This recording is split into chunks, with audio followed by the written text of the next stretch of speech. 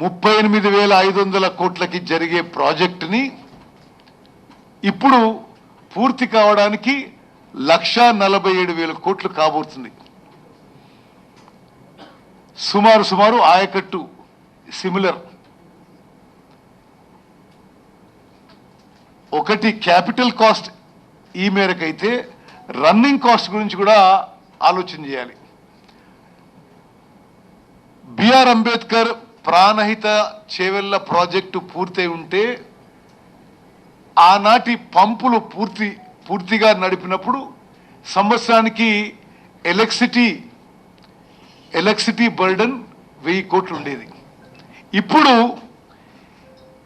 వాళ్ళు re-engineering redesign చేసిన కాళేశ్వరం ప్రాజెక్టుకి పూర్తి స్థాయిలో అన్ని పంపులు నడిపినప్పుడు కేవలం కరెంటు బిల్లే 10,000 కోట్లు దాటబోతున్నది. ఇది మా లెక్కలు కాదు, ఇది controller and auditor general of India లెక్కలు.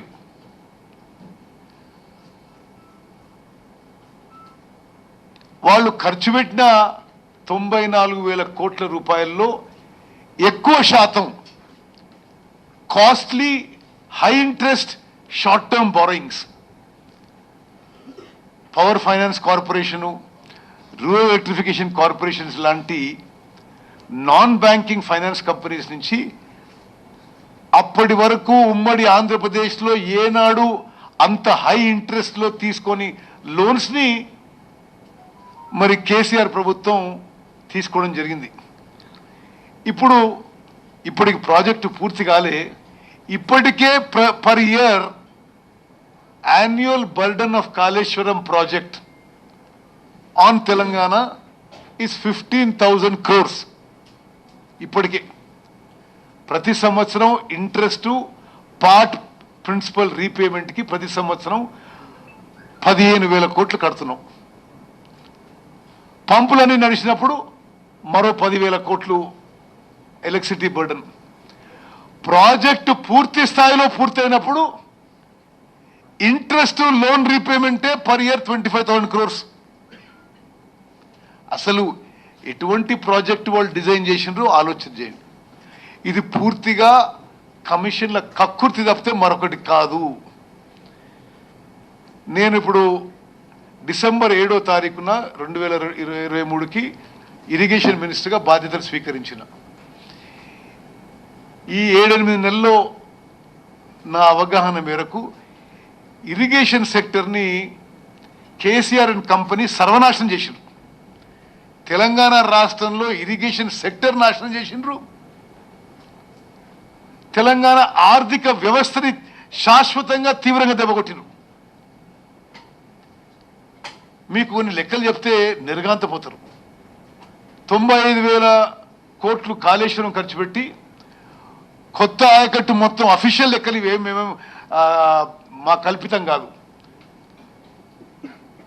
94-95,000 కోట్లు ఖర్చు పెట్టి కొత్త ఆయకట్టు 93,000 ఎకరాలు.